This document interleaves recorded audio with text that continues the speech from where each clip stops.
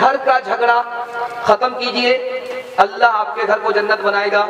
इतनी मोहब्बत, इतना सुकून आपको घर में मिलेगा कि बाहर आपका दिल नहीं लगेगा। ये राज आपको बता रहा हूँ, आप लोग सुनने के लिए तैयार हैं? आपका जलसा निकल रहा है, सिर्फ एक पैगाम बाकी रह गया है। हाथ उठा दीजिए इंशाअल्लाह। बीवी की मरने के बाद कदर करेंगे, हाथ उठाइए इंशाअल्लाह। ध्यान से सुनिएगा। शौहर बीवी से झगड़ा क्यों करता है, ये दिखा रहा हूँ। वो कहता है यार मैं अगर अपनी माँ की बात नहीं मानता तो अच्छा था, मैं अपने चचा की बेटी से निकाह नहीं करता तो बहुत अच्छा था, मैं अपने रिश्तेदार में निकाह नहीं करता, फुला जगह कर लेता तो बहुत अच्छा था। और जानते हैं उसका झगड़ा क्या है शौहर का? शौहर का झगड़ा ये है कि मेरी बीवी मेरी तरह हो जाए।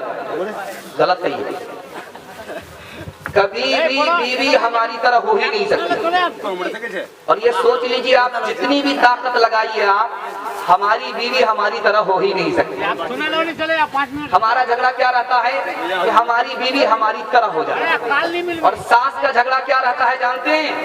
ये मेरे घर का पैसा अपने माँ बाप के यहाँ भेज रही है, बदगुमानी है।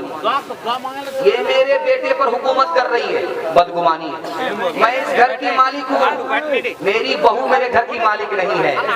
इसकी वजह से सास का झगड़ा रहता है। और बहू का झगड़ा क्या रहता है? जल्दी से आपका जलसा निकल रहा है, बिल्कुल बैठ जाइए। जलसा आपका निकल रहा है, दुआ तक आपका जलसा पहुंच गया है। ध्यान से सुनिएगा।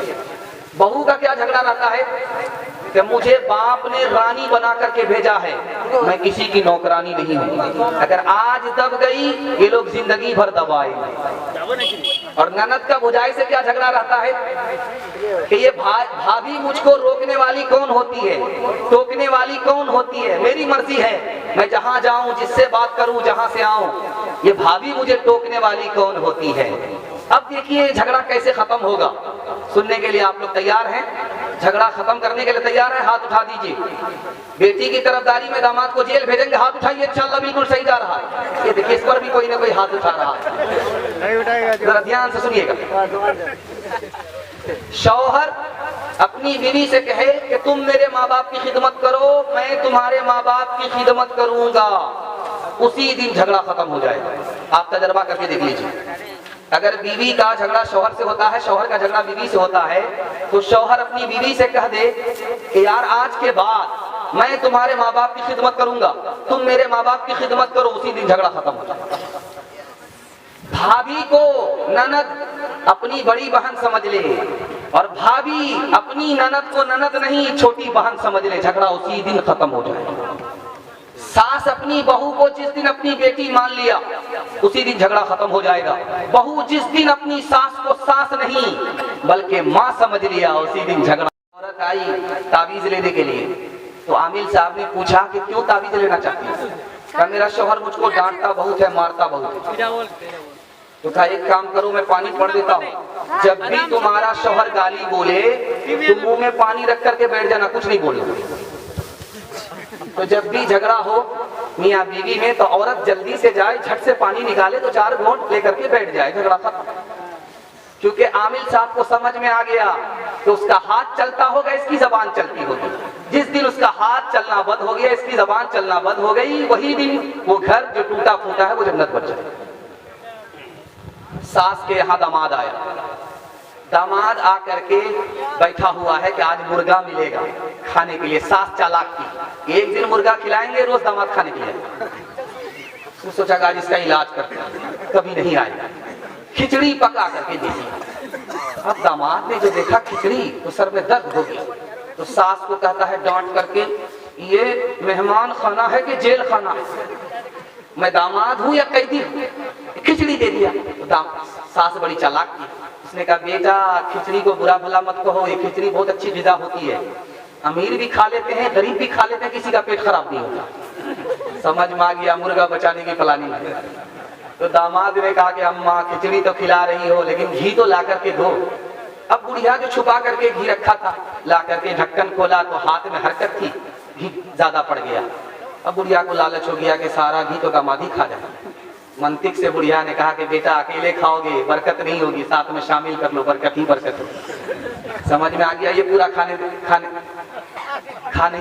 खिला नहीं सकती है, ये खाने देगी नहीं।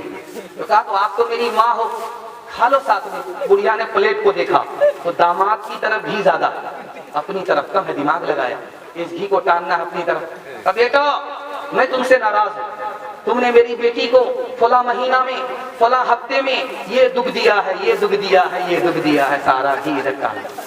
दामाद भी उसी सास का था, समझ में आ गया कि बुढ़िया बहुत चालाक है। तो दामाद ने कहा कि अम्मा कौवे से ज्यादा कौवे का बच्चा चालाक होता है। अगर मैंने वो दुख दिया है, वो दुख दिया है, वो दुख दिया है, तो ये सुख भी दिया है, ये सुख भी दिया है, ये सुख भी दिया, सारा घी इधर टान लिया। दुख सुख को मिलाना पड़ता है तब जिंदगी कटती है।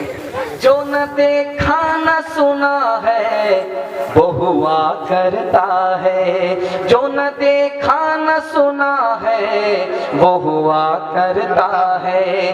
अब तो बेपर का परिंदा भी उड़ा करता है, गालियां कोई दुआ कोई दिया करता है। अपना हर शख्स का किरदार हुआ करता है। अपने घर में भी सुकून से नहीं रह पाता मैं, अपने घर में भी सुकून से नहीं रह पाता मैं। रोज घर में मेरे तूफान उठा करता है, रोज घर में मेरे तूफान उठा करता है।